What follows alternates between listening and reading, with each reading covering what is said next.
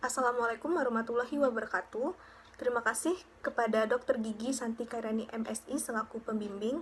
Saya Reni Astriana, mahasiswa Koas Angkatan 37, akan mempresentasikan jurnal dental radiologi yang berjudul Odontogenik Myxoma yang besar dan berkembang cepat pada mandibula.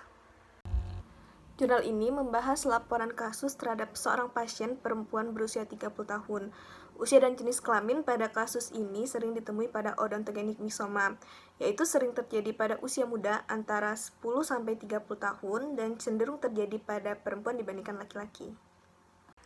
Laporan kasus ini menjelaskan pasien datang dengan keluhan adanya pembengkakan tanpa rasa sakit pada sisi kiri wajah sejak 5 bulan yang lalu. Pembengkakan awalnya kecil, kemudian meningkat dengan cepat. Pasien tidak ada riwayat rasa sakit, parestesi, kesulitan bernapas, makan, ataupun menelan. Adanya pembengkakan tanpa rasa sakit ini dapat ditemui pada odontogenik myxoma. Namun, progres pembengkakan pada kasus ini berlangsung cepat, sedangkan odontogenik myxoma berlangsung lambat. Kemudian dari pemeriksaan ekstraoral ditemukan pasien sehat, bergizi, dan tanda vital normal.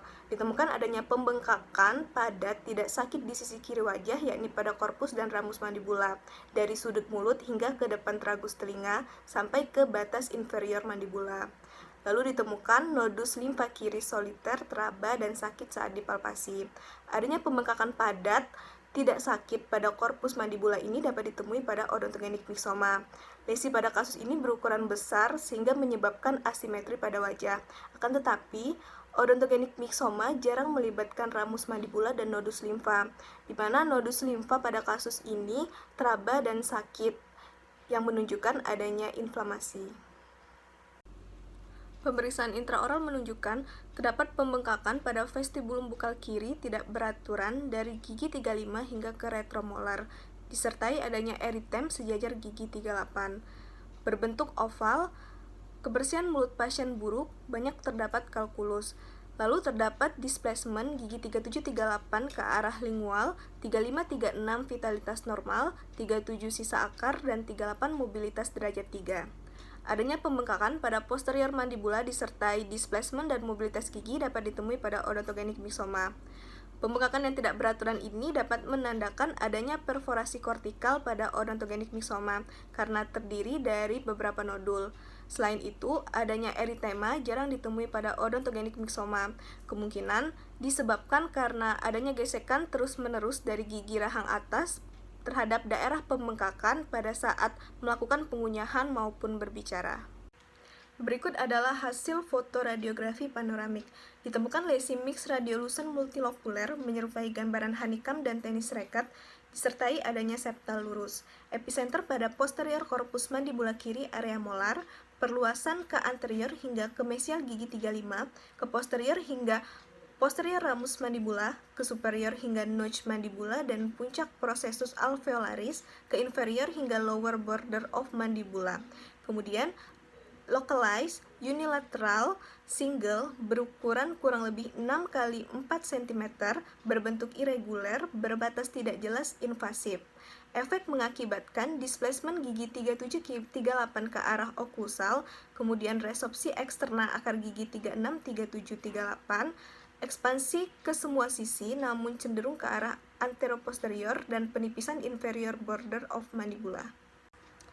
Dari hasil foto panoramik ini, dengan adanya lesi mix radiolucent multilokuler disertai adanya septal lurus, kemudian episenternya pada posterior korpus mandibula kiri area molar, dan efek menyebabkan ekspansi tulang ke semua sisi namun cenderung ke arah anteroposterior, maka suspek radiodiagnosis pada kasus ini adalah odontogenik myxoma.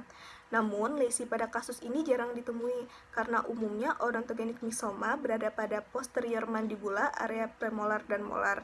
Sedangkan pada kasus juga melibatkan ramus mandibula dan menyebabkan resorpsi eksterna akar gigi. Adanya keterlibatan ramus mandibula ini disebabkan karena kemungkinan ukuran lesi yang cukup besar.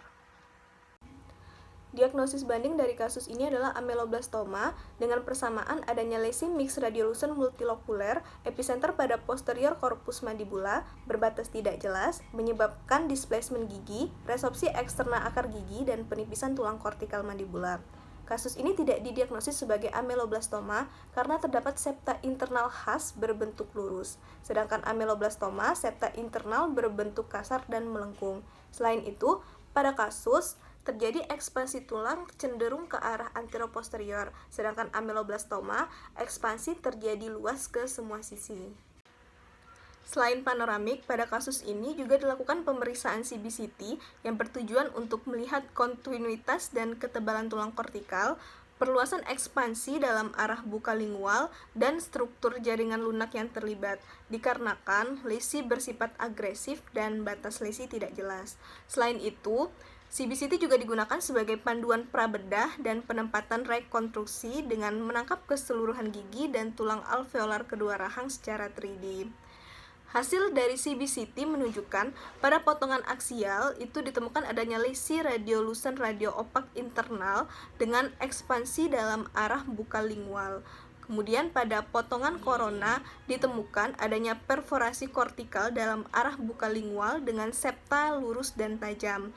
Lalu pada potongan sagital ditemukan kompartemen bersudut dengan septa di sepanjang pinggiran lesi, septa lurus, tajam, dan melampaui pinggiran. Kemudian penemuan lain CBCT juga sama dengan temuan pada foto panoramik. Pemeriksaan histopatologi pada kasus ini dilakukan sebelum pembedahan yang bertujuan untuk membantu menegakkan diagnosis, membantu menentukan rencana perawatan yang tepat dikarenakan lesi berukuran besar dan adanya kecurigaan keganasan akibat lesi yang membesar dengan cepat dan batas lesi tidak jelas secara radiografi. Hasil histopatologi menunjukkan secara acak terdapat sel berbentuk spindle, stellata, dan bulat dalam stroma myxoid longgar yang memberikan kesan miksoma dengan fibril halus dan serat kolagen padat. Hasil histopatologi ini menunjukkan diagnosis kasus adalah odontogenik miksoma. Perawatan yang dilakukan pada kasus ini yaitu bedah hemimandibulektomi diikuti rekonstruksi menggunakan plat dan free fibula graft, di mana bedah hemimandibulektomi ini berdasarkan ukuran lesi cukup besar yaitu lebih dari 2 cm yang melibatkan misil gigi 35 hingga posterior ramus mandibula, notch mandibula, sampai inferior border of mandibula. Kemudian, untuk penggunaan free fibula graft bertujuan untuk menginduksi pertumbuhan tulang dan sebagai struktur pendukung dari pertumbuhan sel tulang. Kemudian segmen yang direseksi itu dilakukan pemeriksaan histopatologi kembali untuk mengkonfirmasi bahwa diagnosa dari kasus ini adalah odontogenik miksoma. Follow up bertujuan untuk memantau dan mengevaluasi hasil perawatan. Pada kasus ini, pasien di follow up pada bulan ketiga pasca operasi untuk melihat dan memastikan plat rekonstruksi berada pada tempatnya. Hasil panoramik menunjukkan mandibula kiri telah terangkat seluruhnya, termasuk lesi pada posterior korpus mandibula. Dan di daerah tersebut, terdapat gambaran radio opak memanjang berbentuk huruf L dengan panjang kurang lebih 10 cm dan tinggi 6 cm, berjumlah single berupa plat rekonstruksi.